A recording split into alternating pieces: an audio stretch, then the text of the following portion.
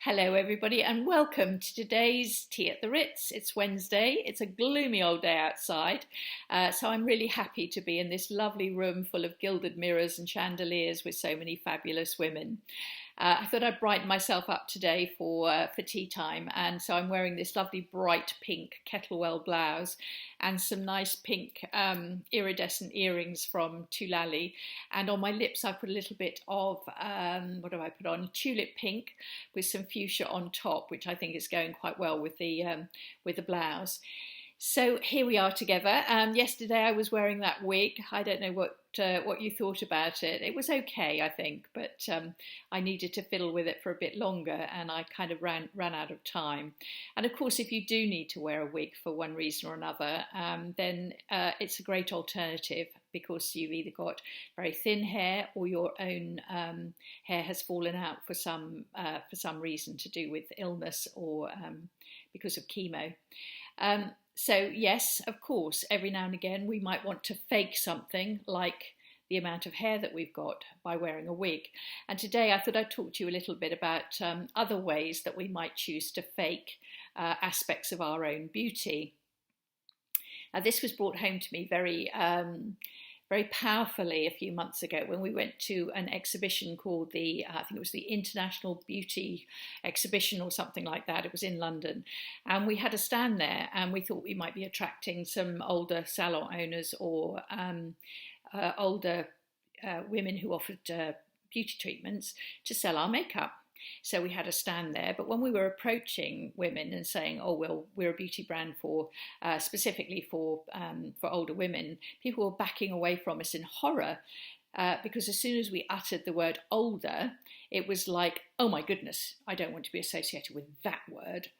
So I sort of realised that the whole premise of this international beauty conference. Exhibition was actually to do with every single stand in there being about anti-aging, about treatments that you could have, about procedures that you could have in order to make yourself look as young as possible. So that was the first sort of shock. And the second was wandering around some of these stands and looking at some of the incredibly invasive treatments that they were offering. Just like that. I mean, we had a stand next to us, next to ours, and the smell coming off it was akin to sort of burning meat. It's the only way I can actually express it. It was disgusting. And there was a man dressed as if he was some kind of top surgeon with a woman. You know, people were queuing up to have this. Lying down on a bed covered in sort of a white sheet, and he was literally burning the skin off around her eyes. I was absolutely horrified. I felt like saying to this guy, "So, you know, do you have a medical degree? How many years of training have you had to do that procedure to this woman?" I mean, it looked absolutely terrifying, and I suspect that that guy had a few hours, if that, of training on how this sort of almost lethal machine was working. So it does bother me, the whole sort of unregulated and it's almost like a sort of Wild West out there, and you have to be very, very careful. So that's really what I want to talk to you about today. You know, how far are you prepared to fake it? Some of you, I suspect, a little bit, and others not at all. And I think it depends a lot on what you're faking. Let's start with eyebrows. Now, obviously, the problem with eyebrows as we get older, and I've talked about this in my brow masterclass, is that they get thin, they get a bit sparse, maybe we've overplucked them, and you sort of think, well, I want them to look better. Now, I suggest that what you then do is you groom them. You maybe tweezer them yourself, or you have them professionally shaped. And what you can do is quite successfully, with our brow shape, recreate and reproduce the illusion that you've got quite good brows by using something simple like a liquid paint that you're applying, and then you take it off at the end of the day. Now, if you want to push out the boat a bit further and go a little bit more scary, you could decide to do something semi-permanent like microblading. So this is a procedure that dyes are pushed into the skin, and the effect lasts for about 12 months. Fine. in the hands of somebody who is really, really good at it, you'll look potentially good. But what about the woman that I saw the other day in a queue, and somebody had applied microblading to her and one eyebrow was higher than the other? She looked really odd. Now that's scary, because for a year you're going to walk around looking slightly strange. And then of course ultimate, the whole hog would be to have tattooing done, permanent, can't be erased at all, and you are stuck with it. So love it, fine. Hate it, not so fine. And we have had women come into the shop for makeovers, and they've had tattooing done to their eyebrows, and I would say that some of it hasn't been that successful. So I would never touch that with a barge pole, but there's quite a few things that I wouldn't touch with a barge pole when it comes to things like this. Eyelashes, so what's the problem? Sparse, a bit stumpy. So solution, easiest solution, the one that I embrace most days, I do curl my eyelashes quite often, and then I put on some nice mascara. Mascara, you can put it on, you can take it off, and you can build it up, the colour, and just get a lovely effect. So your eyelashes do look thicker, and they just look better than if you haven't got mascara on. In fact, I love putting mascara on as the last part of my eye makeup, because I know it'll make a big difference. Now you could, if you wanted to, go to Boots or Superdrug and buy a strip of fake eyelashes. You put glue on them, and then you press that glue along your own lash line, and lo and behold, you've got lovely big batting type eyelashes. They're quite uncomfortable to wear, at least I think they are, unless you wear them all the time, get really used to them, and they're a bit of fun for a special occasion, but again, I'm not that keen, and I wouldn't bother. In fact, I don't think I've ever bothered to put false eyelashes on, not for years and years and years. I might have done in the 1960s. A sort of 2 to 3 hour process that you could perhaps seek is to have individual eyelashes glued into the base of your lash line, and apply. And I think sometimes they stick them onto your own eyelashes. So of course you've got something bespoke there. It takes a long time. It's quite expensive, but the end result, you can put mascara on and so on and so forth, can look really nice. The trouble is that when they start to fall out and fall off, then you end up with this really spiky sort of look. And actually, I think it looks very odd. So again, I could never be bothered to have that done, but maybe for a special occasion, it's not a bad idea. And then we come to makeup. Obviously, what most of you will do, most of us do, is we get up in the morning, we have a clean face, we then decide to put our makeup on. If you're not very comfortable with the idea of makeup and you're not very competent at putting it on, you slap a bit here and there, you do your best, and you say that will do for me. If you're a bit more interested, and I suppose that would encompass most of our customers who tend to come to us via our videos, you're going to go to a bit more trouble than that. You're going to learn some new techniques, you're going to learn some new ways to apply the same products, you're going to learn some different ways to do your eye makeup, or you're going to experiment with colour on your lips, and really go to a little bit more effort in creating the looks that appeal to you. Now, the bit scarier version of that is to have some permanent makeup applied. So we're talking about tattooed lines along the lashes, which I can't imagine having done. I mean, just even the thought makes me sort of, my blood run cold. Or lines around your mouth, so that you don't have to apply a lip line. I would never dream of having that done, but again, we've had women come into our shops who have had it done, and they swear by it. They think it's a great solution to the fact that their eyes always look better because they've got this this permanent line on, and they think that their lipstick looks better because they've got a line around their mouths, which is giving them a better outer edge. So fine, if that's what you like and it appeals to you, but again, I'd say be very, very careful, because the practitioner that you are using needs to be very, very good at what they're doing. Nails, you can see that mine are quite short. They have no colour on them. I don't use nail varnish on a normal week. I will put nail varnish on for special occasions, but I will do my own manicure when I do that. I'm quite good at it. Years and years of practice. I do shape my nails. I put cuticle oil on to keep them in good condition.